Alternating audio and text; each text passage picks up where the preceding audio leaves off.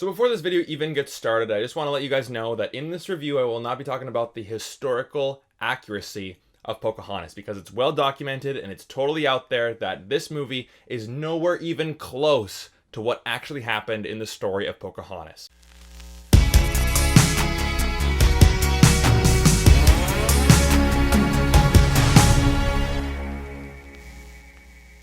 Hey guys, my name is Brandon, aka the BrandoCritic, and on this channel it's my job to point you in the direction of movies worth checking out. So if that interests you, definitely hit like and subscribe, and today I'm here to tell you if Pocahontas is still worth a watch today. So in Pocahontas, we have Pocahontas, played by Irene Bedard, and she is the daughter of Chief Powhatan, played by Russell Means, and she is set to marry the tribe's greatest leader, Coquitlam, played by James Fall. But Pocahontas doesn't want the steady life. She is a free-spirited woman and wants life to be as spontaneous and adventurous as she is. However, Pocahontas' life is forever changed when a ship belonging to the Virginia Company arrives from London in search of gold. The ship's captain is John Smith, played by Mel Gibson, and the expedition leader is Governor Ratcliffe, played by David Ogden Stiers. John Smith, of course, meets Pocahontas, and the two of them discover each other's cultures, while the Chief Powhatan and Governor Ratcliffe have differing views, which causes tension between the two people. So is Pocahontas still worth a watch today?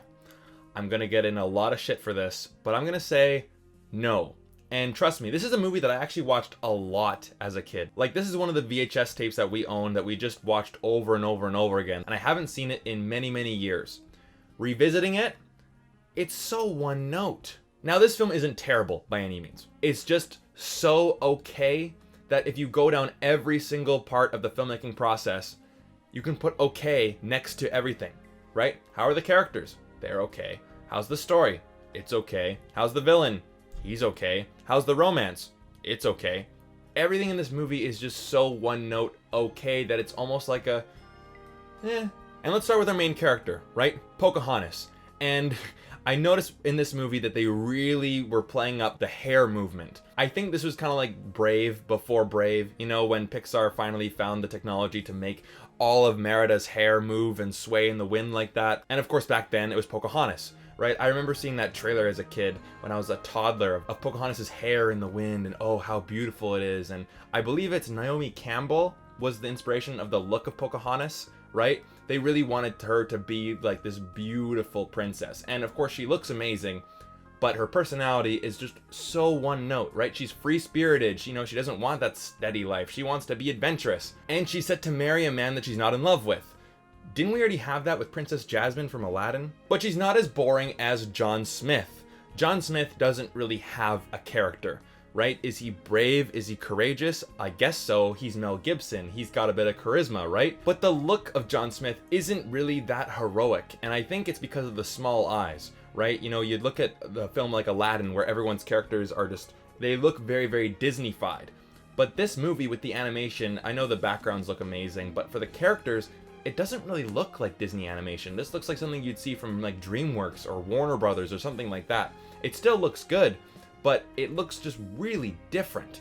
And I think that's a detriment to the movie. I feel like because we're so used to the big eyes, and it might not be the movie's fault that we're just accustomed to like the big eyes, the Disney look, but this film, I found myself, it was hard to get into the characters. Well, one, because they're, really poorly written. Not poorly written, they're not written that well. And then they don't really look like the standard Disney look. So we really couldn't get invested in them from that front also. But John Smith is just a one-note character, right? He's the good-looking adventurer. And of course, they do fall in love and they do have chemistry because they do have a set of understanding, and we do buy their chemistry, but I think it's because of the fact that their chemistry embodies, understanding and compromise, whereas everyone else, their mindset is just prejudice and savages.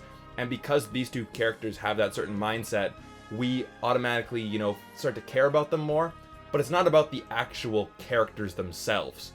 It's their bond that we connect with because it's so different than everything else, which is just full of hate. And who's to oppose that? We have Ratcliffe, and he is just a one-note villain.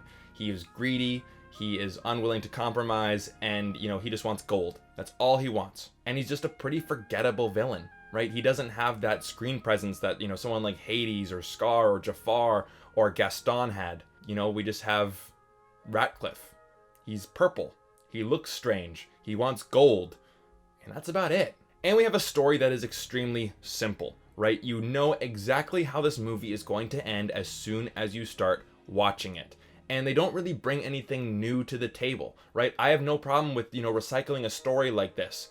But the fact that you have these characters that are just so one note, and there really isn't a single twist or turn in this movie. Yes, a character dies, but you have to understand that there had to be that one moment that kind of just broke the ice between both people, and they gotta go, okay, the only way to solve this is war.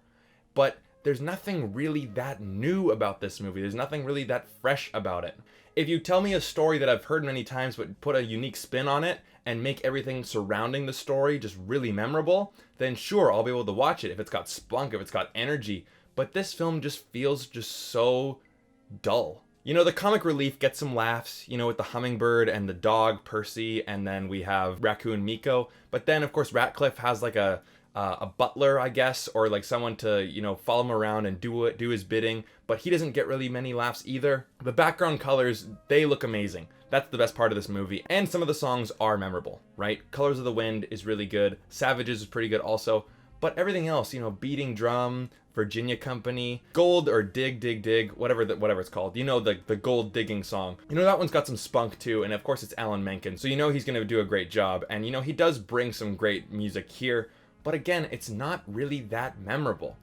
I just find that this movie, while it is enjoyable, it is not a terrible movie by any means, but it lacks that Disney magic.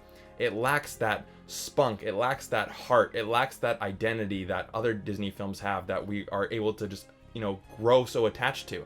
And I know a lot of people like this movie. As for rating, I'm going to give it a 2 out of 5 because I thought it was just okay. Everything was just so one note. Nothing in the movie was able to reach that level of Disney magic. Pocahontas is a pretty one note character. John Smith is extremely boring. Their chemistry, while we do care for it, but it's only because, everything else around them is just full of prejudice and hate, while they have understanding. But even John Smith as a character isn't really likable that much. And the story doesn't bring anything unique or memorable to the table outside of some good songs and some great background colors. And that's it. So I'm glad I was able to see Pocahontas again because I've seen it so many times as a kid, but I don't really need to watch this movie again. I really don't. So anyways, guys, tell me down in the comment section down below, out of the 90s Disney movies, which one is your least favorite? I think Pocahontas might be mine. Starting from, Rescuers Down Under, and then Beauty and the Beast, and then ending with Tarzan, I would say my least favorite might be Pocahontas. Whatever the answer may be, let me know down in the comment section down below. And if you want to see more videos just like this, definitely hit like and subscribe. And thank you so much for watching. Take care.